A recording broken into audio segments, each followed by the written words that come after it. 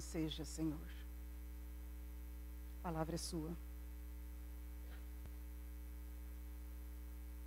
Queridos amigos, prezados companheiros, bom dia.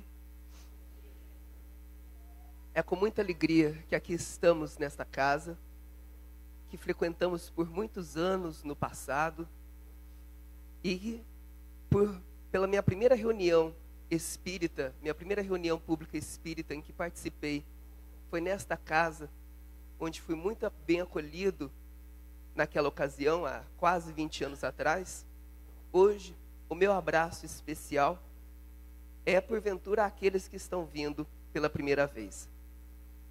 Que vocês sintam-se abraçados, acolhidos, envolvidos.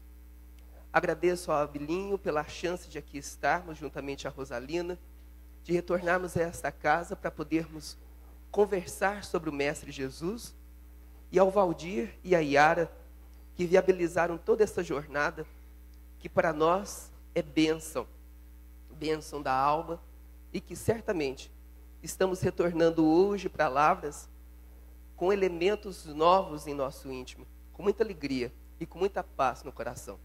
Que Deus recompense a todos vocês. O estudo do Evangelho, a leitura minuciosa, o vasculhar aquelas páginas que nos levam a um contexto espiritual que talvez ainda não tenhamos a dimensão disso, é algo muito especial. Apesar de todos nós conhecermos, sabermos o porquê é tão importante evocar Jesus em nossos estudos, evocar Jesus em nossas vidas, é muito mais importante saber aonde está o Mestre e aonde nós estamos. Aí nós vamos começar a entender o que é Jesus e quem somos nós. No antelóquio do livro A Caminho da Luz, Emmanuel, pela psicografia de Chico Xavier, começa a nos dar uma noção de quem somos nós e de quem é Jesus. Segundo a ciência, o planeta Terra foi criado há 4 bilhões de anos, 4 bilhões e meio de anos atrás. Quem criou o planeta? Quem foi o arquiteto, o construtor? Jesus. Cocriação em plano maior, segundo André Luiz em Evolução em Dois Mundos. Cocriação em plano maior. A tarefa dele foi a seguinte: veio a divindade e disse: eu quero que você construa um mundo, e este mundo seja berço para mônadas, para espíritos que ali vão se desenvolver, vão crescer e vão encontrar a verdade das leis universais neste planeta. E eis que Jesus acolheu com o seu coração e com o seu amor a chance de construir um novo planeta no orbe. Se há 4 bilhões e meio de anos atrás Jesus já era perfeito e nós estamos aqui agora, aí a gente já consegue entender a diferença que nos separa o mestre e separa o discípulo. Há tanto tempo ele já tinha a tarefa de trazer vidas e construir um orbe. E nós hoje aqui estamos. E por isso ele é o nosso mestre. Daí nós conseguimos localizar as coisas e colocar os pontos mais ajustados. E diante de tantas verdades que ele trouxe no seu evangelho, através do ensinamento por parábolas, através do ensinamento através de curas, ensinamentos pelas bem-aventuranças, por vivências espirituais que ele teve na sua passagem aqui na Terra, optamos por estudar uma parábola nesta manhã, nessa manhã gostosa aqui em São José do Rio Preto. E a parábola que escolhemos é a parábola do joio e do trigo. É claro que a gente não tem a mínima intenção de extingui-la, acabar com, tirar todo o conhecimento que a gente poderia tirar dessa parábola, porque ela traz elementos fartos e profundos. E isso precisaríamos de muitas horas. Mas nós vamos tentar retirar dessa parábola alguns ensinamentos universais, alguns pensamentos ocultos que lá estavam envolvidos. E, principalmente, tentar entender esta parábola pelas leis que vigoravam naquela época na Palestina Antiga. Pois então, vamos a ela. Eu vou primeiro contar com as minhas próprias palavras e depois a gente lê para que nenhum elemento se perca nesta rica parábola. Jesus estava vindo numa série de tarefas tentando ensinar às pessoas que o escutavam o que era o reino dos céus. Ele estava tentando tirar o foco dos seres para essa onda horizontal do planeta e convidá-los a uma onda vibracional vertical. E ele teve uma série de ensinamentos, uma série de parábolas, onde ele ia mostrando o reino dos céus o reino dos céus é semelhante, o reino dos céus se parece. Ele queria mostrar alguma coisa que era além deste mundo. E ele estava ali trazendo parábola por parábola e sempre iniciando. O reino dos céus e nesta ele começa da mesma forma dizendo: o reino dos céus é semelhante a um campo, onde havia um mestre. E ele pediu aos seus trabalhadores que naquele campo fosse semeado o trigo. E eis que o campo foi semeado. E estes servos dormiram, os que semearam. Durante a noite, vieram ladrões e semearam uma outra semente naquele campo, sementes de joio.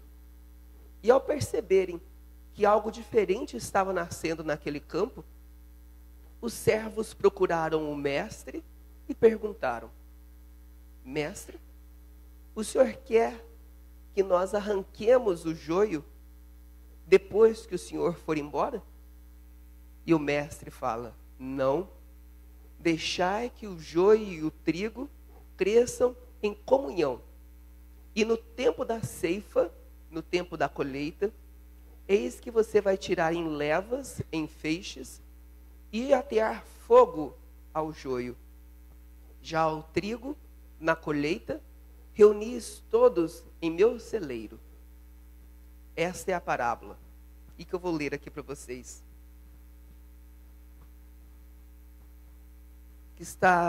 E o interessante é que essa parábola só está registrada por um evangelista, Mateus. E está no capítulo 13, nos versículos que vão do 24 ao 30. E que sugerimos a todos que, ao retornarem em suas casas, releiam, vibrando, entendendo e vivendo essa parábola. Outra parábola, Jesus lhe propôs dizendo: o reino dos céus é semelhante a um homem que semeou boa semente no seu campo. Dormindo, porém, os homens, veio o seu inimigo e semeou joio no meio do trigo e partiu. Quando germinou o ramo e produziu fruto, então apareceu também o joio. Aproximando os servos do senhor da casa, lhe disseram: Senhor, não semeaste boa semente no teu campo? De onde, portanto, terá vindo o joio? E ele lhes disse, o mestre: um homem inimigo fez isso. Mas os servos lhe perguntam: sendo assim, queres que, após sair, o recolhamos? Eis que o mestre responde dizendo: não, para que ao recolher o joio, não desenraizeis também o trigo. Deixai crescer ambos juntos até o momento da ceifa. E no tempo da ceifa, direis aos ceifeiros: recolhei primeiro o joio e atai em molhos para os queimar, e o trigo, porém, reuni no meu celeiro.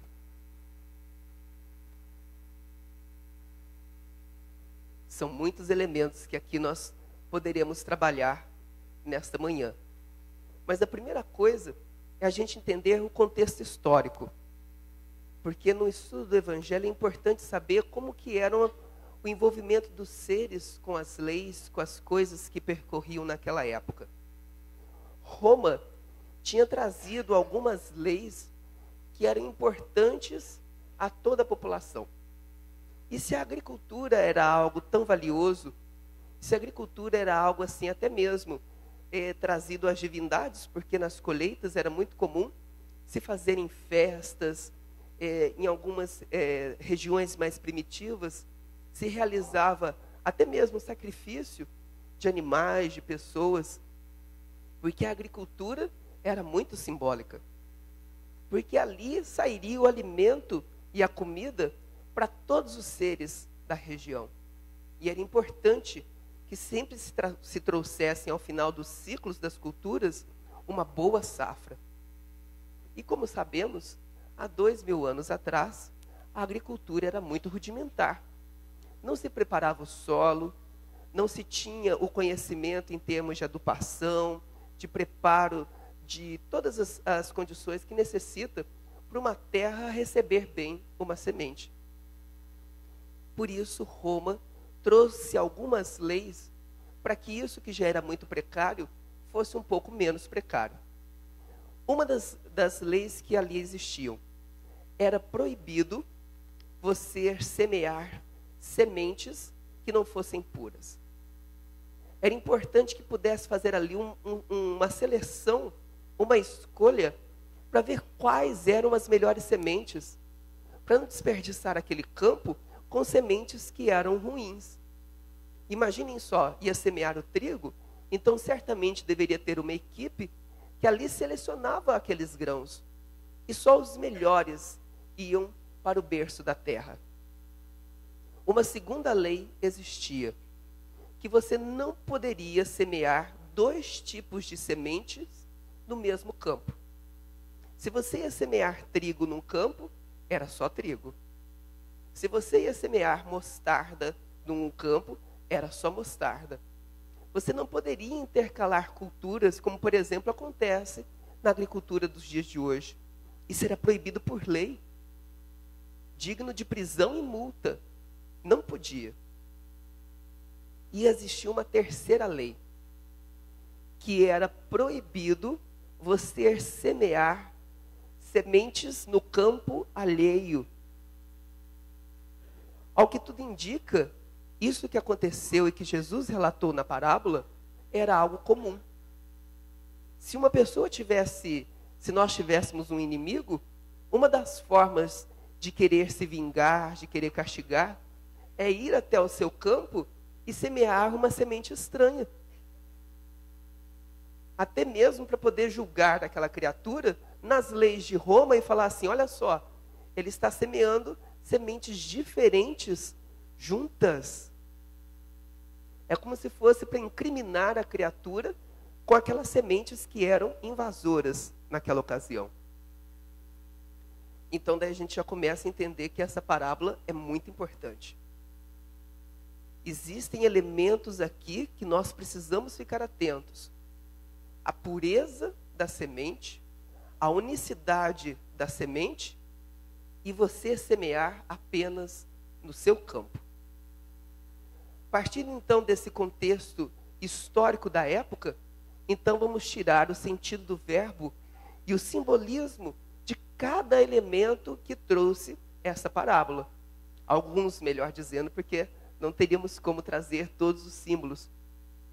Mas vejam só, que nessa situação de contexto histórico, agora partindo para o símbolo, a gente vai ver que Jesus trouxe algumas minúcias que a gente pode entender que Jesus não falava apenas para os seres daquela época. É claro que não. É um ser crístico. A sua fala é atemporal. Nunca vai ter vencimento. Nunca a gente vai poder chegar e falar assim, nossa, esse Novo Testamento aqui está desatualizado. Bobagem. Porque há 2000 anos a gente já folheia esse livro e talvez só agora a gente está ensaiando passos para entender em profundidade o que o Cristo quis dizer com seus ensinamentos explícitos e algumas vezes ocultos. Na interpretação de uma parábola, segundo os estudiosos, nós temos que ver 3 contextos. E é muito comum Jesus utilizar os 3 contextos em uma só parábola. Que a gente pode ter numa parábola ensinamento através de uma equação ou de uma aplicação direta. Como seria isso? Uma equação ou uma aplicação direta? Por exemplo, o campo é o mundo. Porque depois tem explicação dessa parábola logo à frente. Que depois que Jesus que se retirou com os seus discípulos para um local mais isolado, os discípulos perguntaram: Senhor, explica essa parábola. Nós tivemos dificuldade de entender. Explique o que é o joio e o que é o trigo. E, na sua explicação, ele fala do símbolo campo. E ele fala, o campo é o mundo. Ou seja, por uma aplicação direta, ele já vai explicando a parábola. Um segundo ponto, por substituição. Alguns ensinamentos, Jesus nos ensina o evangelho por substituição, como por exemplo, o Filho do Homem enviará mensageiros. Haviam outros seres, mas vai chegar um momento que vai substituir esses seres e serão colocados mensageiros. E num terceiro ponto, estudar as parábolas por comparação. Eis que então, por exemplo, assim como é colhido o joio e queimado no fogo, assim também será terminado o tempo da colheita. Isso tudo na explicação, tá? Isso tudo nós estiramos nos versículos seguintes na explicação da parábola. Então são 3 formas de explicar: por aplicação direta, por substituição e por comparação. Vamos então buscar esses elementos. Quem era o semeador?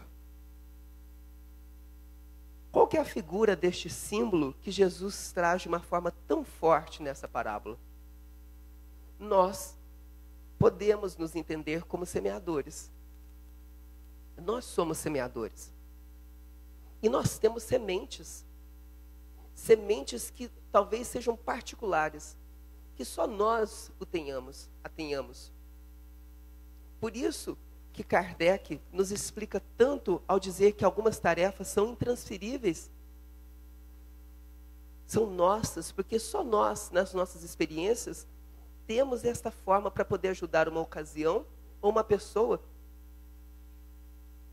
O que fazemos com essas sementes? E se formos colocar como semeador, poderíamos colocar classificações desse semeador, não é mesmo? Porque às vezes nós somos semeadores de trigo e às vezes nós somos semeadores de joio. Semeador aqui todos nós somos, ok? Todos somos. Mas o que semeamos? Em que parte do símbolo estamos trazendo mais afinidade, mais semelhança? É a primeira proposta que Jesus traz para a nossa reflexão. Porque uma vez uma companheira, ao final de uma palestra, de um seminário, ela usou uma analogia interessante dizendo o seguinte: eu me sinto um vagalume. Tem hora que a minha luz se acende e tem horas que a minha luz se apaga. Quando a luz se apaga, é como se nós fôssemos um semeador de joio. E quando a nossa luz se acende, é como se fôssemos um semeador de trigo. O que Jesus estava querendo dizer? Que um momento a gente semeia uma coisa e o outro momento a gente semeia outro. É quanto estamos interligados com o alto através da vigilância. Só um ser vigilante vai conseguir predominar na sua semeadura mais trigo do que joio. Porque é bem possível que volta e meia da nossa bolsa deve escapar um joiozinho, não é verdade? É bem possível. Por isso que o Cristo alerta: vigilância. Tenhais vigilância e oração. O vigiar é muito importante. Porque nós temos um campo. E agora utilizamos a explicação do próprio Cristo para o símbolo campo. E o campo é o mundo. Daí a gente para com uma ideia, e é quase um movimento coletivo, de nós querermos separar e marginalizar. Aonde estamos é o local de semear. Já pararam para pensar nisso? Nunca me esqueço também uma outra conversa que tivemos do lançamento do filme O Nosso Lar. Uma senhora pegou e falou assim: Eduardo, tô louca para desencarnar. Eu falei, meu Deus, o que foi? Depressão? Tá triste? Tá aborrecida? Não. Depois que eu vi O Nosso Lar, a minha vida mudou. Eu tô louco para viver uma vida espiritual. E você sabe, Eduardo, a minha intuição me diz que eu vou ser até vizinha do André Luiz. A nossa mente é assim. Nós achamos que para viver uma vida espiritual, nós precisamos desencarnar, se livrar do corpo físico. Isso não é verdade. Vida espiritual é para todo sempre. Porque vida é sempre vida. Se nós temos corpos ou não, pouco importa. Qual que é a diferença? Se nós temos um corpo, vida espiritual. Se nós perdemos o nosso corpo, estamos na erraticidade, no plano espiritual, vida espiritual. Vida espiritual sempre. Daí a gente termina com outra bobagem de, por exemplo, eu tenho meu trabalho espiritual lá no Allan Kardec. O trabalho com os ancenianos, o trabalho da confecção dos pães, do bordado, de atendimento. E daí eu tenho o trabalho do mundo. Não. O trabalho do ganha-pão, onde nós retiramos o nosso sustento. O trabalho de manutenção da casa. Os estudos. Tudo é espiritual. Mas só é espiritual quando é para Deus. De todos os medos que nós temos, um único medo nós deveríamos ter. Um único medo. Este medo a gente tem que ter medo mesmo. Porque se nós estivermos fora dessa lei, as coisas estão se complicando para nós. É ter o medo de não estar com Deus e não viver para Deus. Medo de dirigir, medo de falar em público, medo de abordar a pessoa amada que você quer conquistar, medo numa entrevista de emprego, isso tudo é bobagem. Agora nós devemos ter muita atenção quando fugimos do caminho de Deus. Aí é mais complicado. E Ivone Pereira, numa mensagem, ela nos diz, a patrona lá da nossa casa, e que frequentou por lá por 6 anos, de 1939 a 1945, como a Rosalina disse aqui, no seu trabalho bastante interessante e importante na cidade de Lavras. Ela nos diz que feliz daquele que se encontra perdido, porque ele já sabe que não está no caminho e vai retornar para o caminho. Feliz daquele que já se reconhece perdido. Porque quantos de nós achamos que estamos no caminho, em alguns momentos, e estamos fora? Vivendo o mundo da ilusão. Semeando o joio para todos os lados. Vê a cultura crescer, mas na hora da colheita vai ver que os grãos que ali estão, de nada valem. É uma vida de completa ilusão. E por isso tantos movimentos depressivos, de entusiasmo para a vida, porque a criatura vive em elementos que são transitórios, quando na verdade a nossa força espiritual deveria ser para o que é eterno. Esse é o diferencial de um ser. Por isso que os grandes seres que passaram aqui pela Terra soavam como um pouco, como uma esquisitice, né? Se a gente olha para Chico Xavier, Madre Teresa de Calcutá, Francisco de Assis, essas grandes almas, se a gente olha e fala, nossa, mas eles tinham uma vida muito diferente, né? É porque quem vive para Deus, as suas buscas e os seus contextos não são dessa horizontal do mundo. É daqui, ó, na vertical, é para o alto.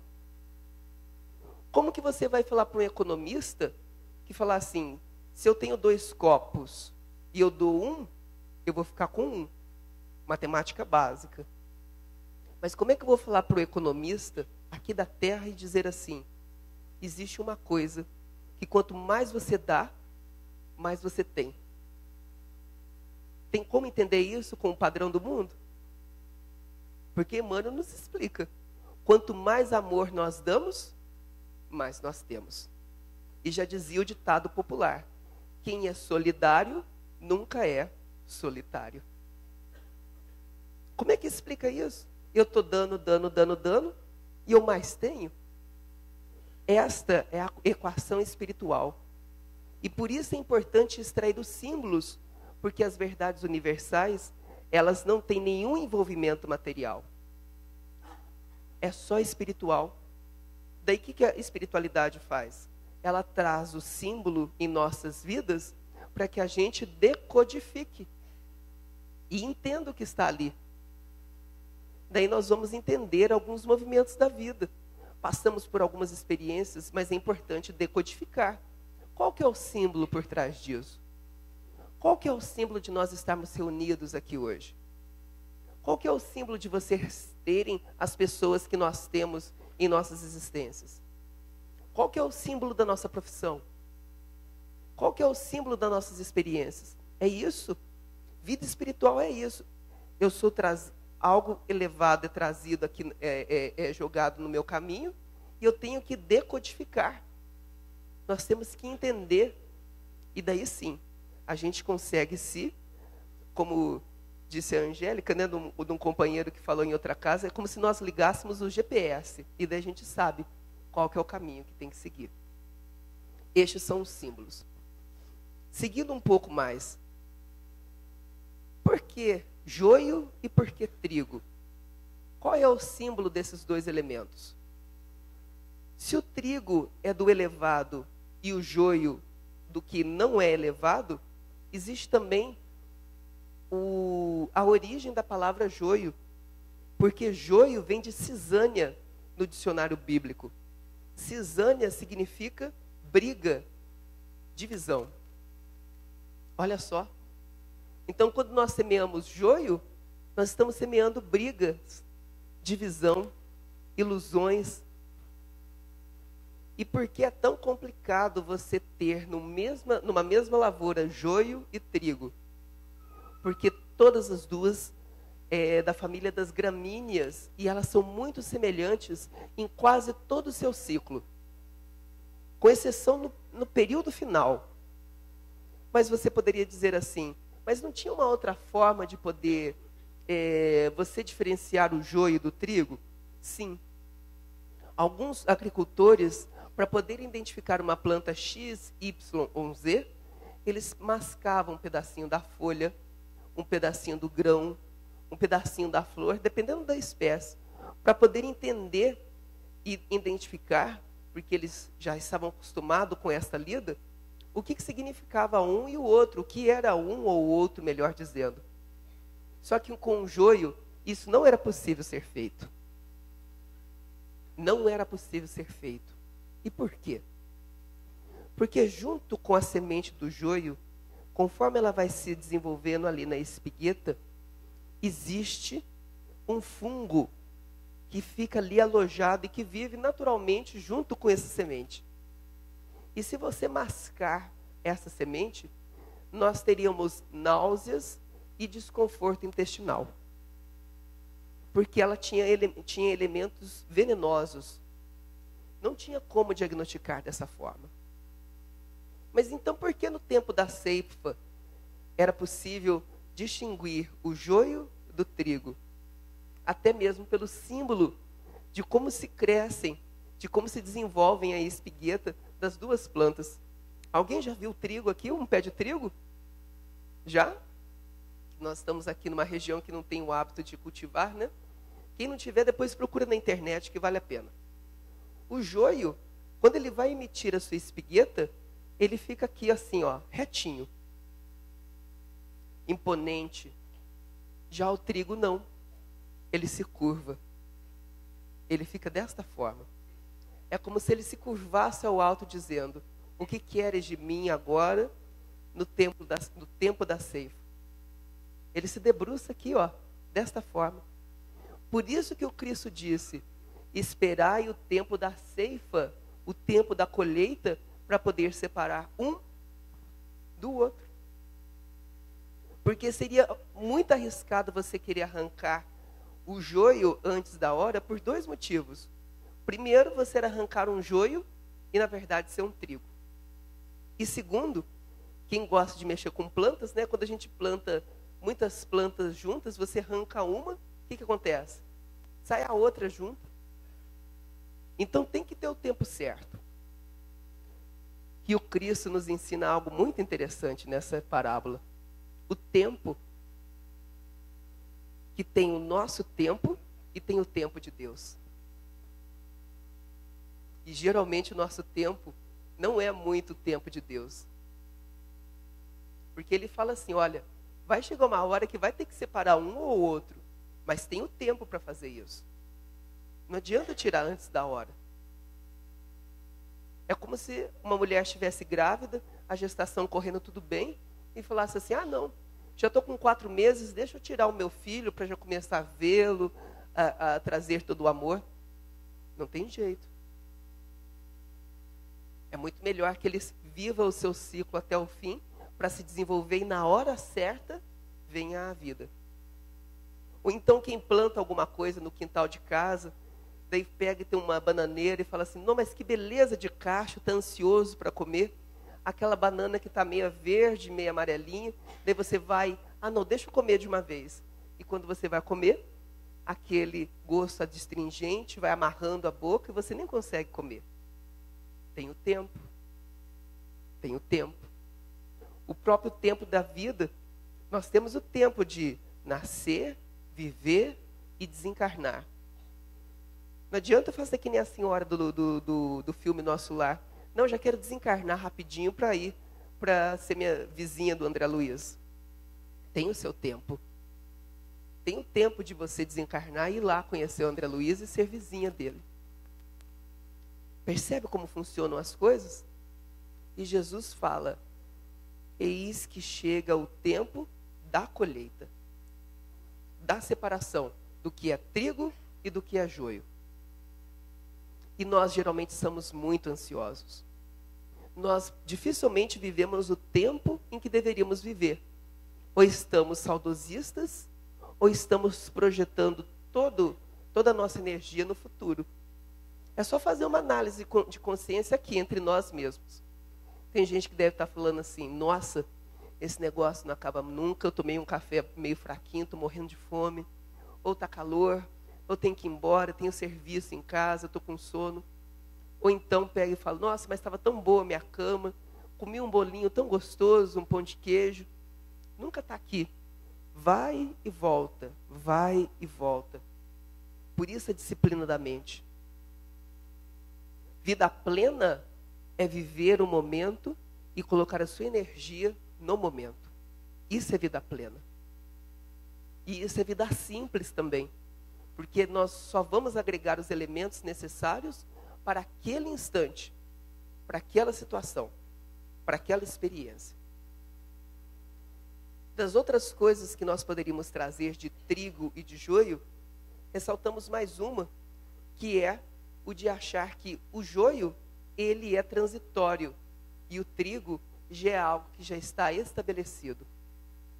Porque não sei se vocês repararam, porque no final o trigo vai para onde? Para o celeiro. E o joio vai ser reunido e ateado fogo. Não, mas então quer dizer que o fogo é uma coisa ruim? É para queimar, é para dizimar? Não. Sabe qual que é o símbolo do fogo? Depuração. Depuração. Por isso, quando João Batista disse, não sei se foi João Batista, me perdoe, o batismo da água, do fogo e do vinho. Existe o batismo do fogo, que é o fogo das experiências, onde você depura algumas coisas que não têm a pureza necessária. Como que a gente pode explicar isso de uma forma mais fácil? Vamos pedir ajuda para o ministro Clarencio em um livro Entre a Terra e o Céu, nos capítulos 1 e 6. Quando Clarencio fala assim, os seres que estão aqui na Terra na maioria das vezes, eles estão apenas para fazer uma quebra, romper as suas cristalizações. Nós estamos aqui na Terra, em via de regra, para quebrarmos coisas antigas e vivermos coisas novas. Daí olhem só, a espiritualidade dá inúmeras formas para que a gente faça isso. Como, por exemplo, experiências novas, dá situações diferentes, estímulos que às vezes nós não esperamos, e até mesmo uma responsabilidade em outros níveis. Pessoas novas, corpo novo, vida nova, daí nós reencarnamos e vivemos tudo novo no contexto velho. Viemos para o Espiritismo, que é consolador, que gera a libertação, porque nos traz a verdade do Evangelho num outro contexto e num outro nível, e a gente vive as mesmas coisas de filosofias e religiões do passado em algo que é novo. O umbral é o inferno com nome diferente. O castigo agora se chama lei de ação e reação. E nós vivemos as mesmas coisas como se era do antigo. Transformamos um palestrante, um companheiro monitor de grupo de estudo, como uma referência religiosa. Não é assim. É algo novo e deve ser vivido de uma forma nova. Mas nós temos uma tendência a cristalizar. E o Clarencio continua dizendo que ele fala que o nosso corpo, se fosse usar um símbolo para o corpo, é como se fosse um carvão. O que serve o carvão? Quem aqui gosta das coisas de casa, a gente sabe que se a nossa geladeira e o nosso freezer, nós colocamos alguma coisa com um cheiro mais forte, um tempero mais aguçado, e aquilo impregna a geladeira, né? A gente abre e fala, nossa mãe, já arranquei o negócio já faz um mês e o cheirinho está aqui ainda. O que o dito popular nos recomenda? Pega um pedaço de carvão, coloca lá, para que aquilo seja um filtro para absorver aquele cheiro mais forte. O que faz o corpo físico? Se nós estamos envolvidos de algumas impurezas, é como se passasse essa energia impura e saísse pura. É como se fosse um filtro d'água. Você coloca a água na parte de cima, que está ali com alguns elementos que não são desejáveis à nossa saúde, passa pelo filtro, e quando sai ali embaixo, a água é pura. Se hoje nós estamos impuros, na nossa essência, existe a pureza. E a vida dá alguns instrumentos falando assim, depura meu amigo, depura meu irmão. E a gente vive uma experiência no corpo físico, e aí então nos livramos do que não é puro. Daí a valia de nós entendermos o que é uma experiência aqui na Terra. O mundo que é chamado de provas e expiações poderia ser chamado também de mundo de experiências. Experiências para depurar e nos colocarmos como melhores instrumentos.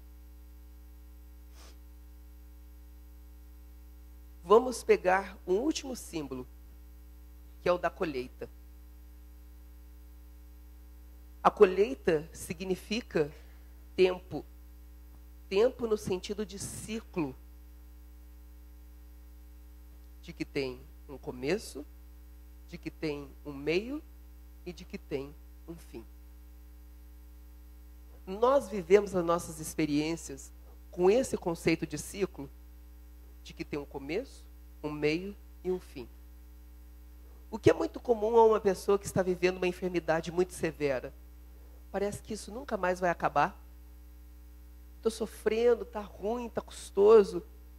Mas se o ser tem na cabeça, isso teve um começo, estamos vivendo um processo e vai ter um fim. Ah, estou vivendo um momento maravilhoso.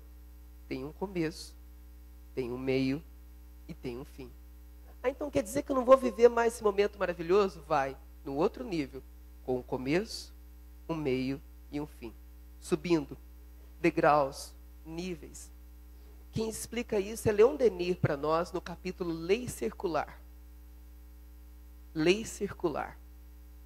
Daí nós vamos entender que tudo tem um tempo. E Jesus fala aqui de colheita quanto ciclo. Porque é importante a gente viver em companhia deste mal por alguns momentos para que a gente aprenda. O joio certamente estava ensinando alguma coisa para o trigo. E a gente adora eliminar as coisas que não nos caem bem, não é? Nossa, mas tem uma pessoa que eu não gosto muito. Eu queria fugir dela, mas não tem como. Olha o tempo da colheita certa. Vive o que tem que viver, aprende. Lembra que tem um começo, um meio e um fim. Aproveita o tempo. Ah, não gosto dessa experiência que eu estou fazendo. Abandona isso, essa forma de pensar. Nós qualificamos uma coisa como boa ou ruim pela quantidade de prazer que isso nos gera. Vocês já pararam para ver isso? Como é que foi seu fim de semana? Ah, foi ótimo. Passeei, fui a algumas cachoeiras, fiz umas comprinhas e tal. Foi ótimo. Daí pergunta na segunda-feira, como é que foi sua segunda? Ah, foi muito ruim, meu chefe me chamou a atenção, tive um volume muito forte de trabalho. Porque o trabalho para ele não gerou prazer. Quando, na verdade, uma coisa deveria ser boa ou ruim pelo crescimento que essa situação nos estimula a viver. Olha como muda o padrão de conhecimento, o padrão de visão das coisas. Tem o tempo da colheita. Eu não vou qualificar se ela é boa ou ruim pelo prazer que me gerou, mas pelo crescimento que ofertou. Porque esse joio pode ficar o tempo todo conosco e nós não retirarmos grandes elementos construtivos. Retiramos, mas num nível muito inferior ao ótimo. Esse é um grande ensinamento que nós poderíamos tirar. Gostaríamos de encerrar este nosso encontro de hoje evocando uma única frase de um excelente livro que nós temos na literatura espírita. Porque esta frase, dita por um personagem muito especial, ela nos mostra, esta frase, como que nós deveríamos estar atentos nesse processo de semeadura e colheita. Como nós deveríamos nos posicionar diante das tarefas e experiências da vida. Porque esta frase, ela mostra como funciona a mente de um ser que é muito espiritualizado. Ele dá a dica de como devemos nos comportar diante de uma experiência, diante de uma ação, de uma proposta da vida. Não importa como que está a proporção do nosso campo de joio para trigo, importa como nós vamos viver essa experiência. E é importante que vivamos esta experiência com os elementos novos, não com a cristalização do velho. O personagem que diz esta frase é um personagem que foi e é muito importante no desenvolvimento deste orbe.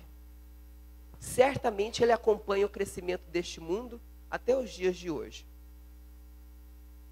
Nós temos pouquíssimas citações e conhecimento sobre este personagem.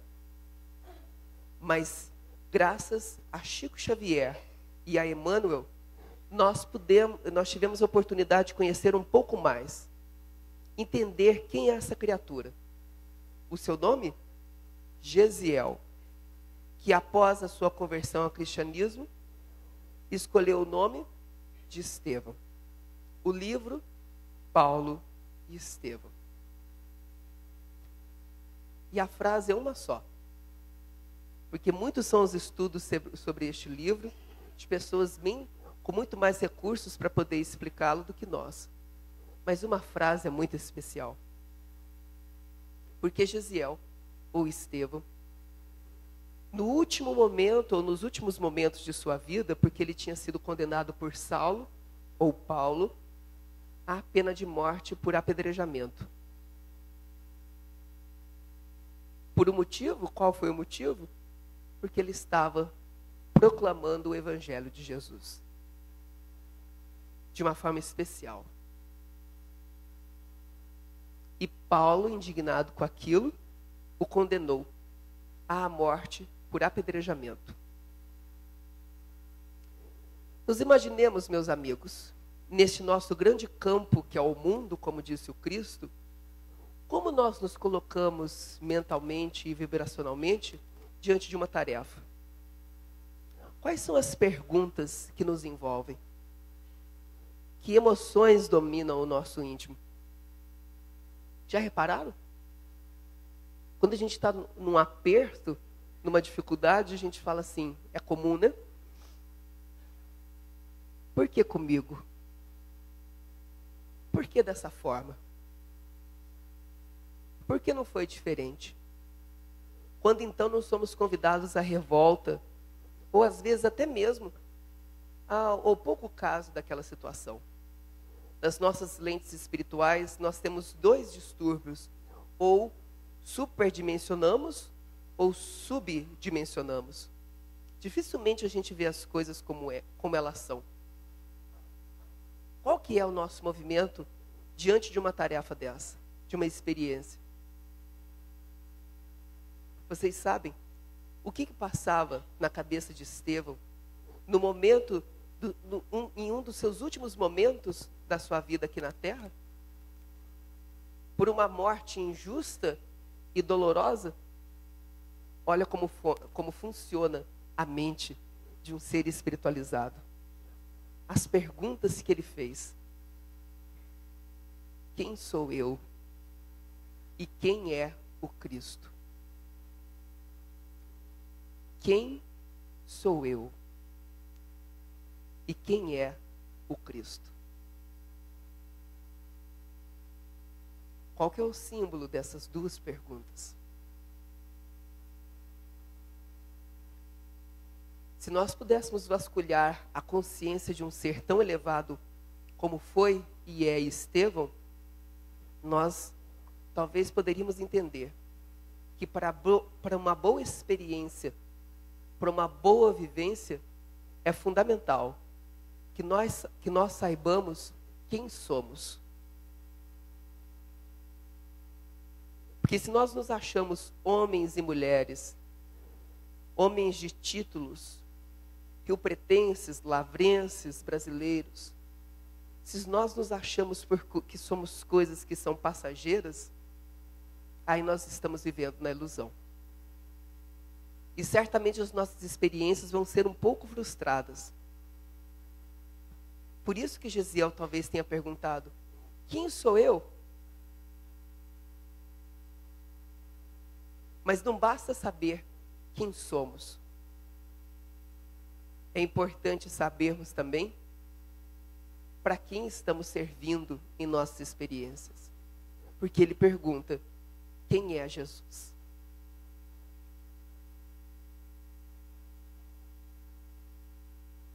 Nós começamos a entender quando nós introduzimos a nossa conversa nessa manhã, quando nos colocamos onde estamos e onde está Jesus.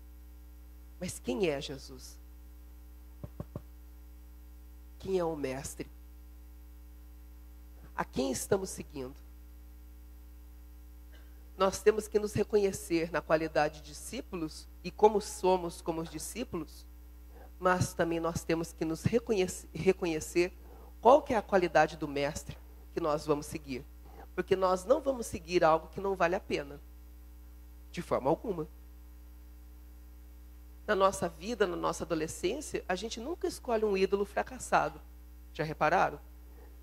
Quando a gente é jovem, a gente gosta de procurar o melhor jogador de futebol, aquele que está fazendo mais sucesso, aquele que é empático, um artista que está assim conhecido por todos, que é amoroso, que congrega.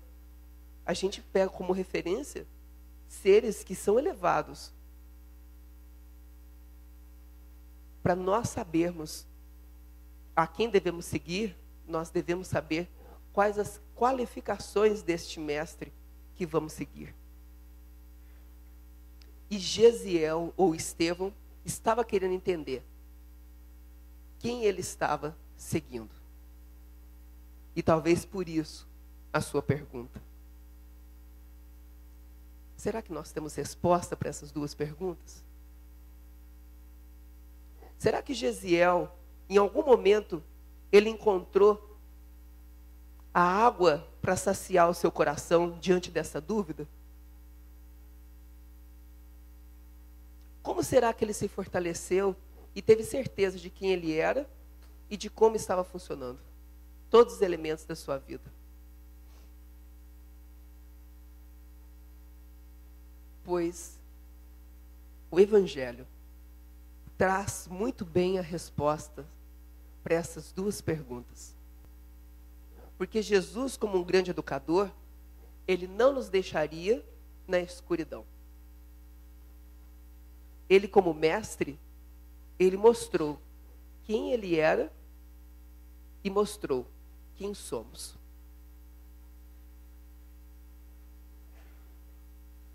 Quem é Jesus? Eu sou o caminho, a verdade e a vida. Quem é Jesus? Eu sou o pão da vida. Quem é Jesus? Eu sou a luz do mundo. Quem é Jesus? Eu sou o que testifico de mim mesmo. Quem é Jesus? Eu sou a porta. Quem é Jesus? Eu sou o bom pastor. Quem é Jesus? Eu sou a videira verdadeira. Tudo isso registrado no Evangelho de João. Jesus já mostrou quem ele era. Mas quem somos nós? Quem somos nós? Já sabemos como é o nosso mestre, mas quem somos nós? Vós sois o sal da terra. Vós sois a luz do mundo. Vós sois irmãos. Vós sois o que testificais sobre vós mesmos. Vós sois os filhos dos profetas. Encerremos com um dos vós. Vós sois irmãos. Que diante deste campo que é o mundo, nas experiências de semear e colher, façamos como o mestre falou para Pedro, no momento crucial da entrega de Jesus aos guardas, quando Pedro levantou a sua espada para defender Jesus dos guardas. Jesus fala: embainha a tua espada. Façamos o mesmo. Não vejamos o mundo como um grande campo de guerra. Vejamos o mundo como uma grande sementeira. Nós somos semeadores, mas agora vamos querer ser semeadores muito mais do alto do que da terra. Nós vamos ser pacienciosos, que nós vamos saber o tempo certo para fazer a colheita. E se porventura a experiência é mais intensa, lembremos que existirá o fogo que purifica e que fará com que sejamos mais puros. E nós vamos saber o tempo certo, a coisa certa e da forma certa para atuar sempre. Porque quem guia e quem orienta a cada um de nós é Jesus. Que o seu Evangelho continue sendo sempre fonte segura para as nossas dúvidas. E que a sua companhia amorosa seja o sustento para as nossas atividades, para os nossos passos. Agradeço a todos a atenção, o carinho, a presença e novamente o convite por aqui estarmos. Que Jesus nos guarde sempre.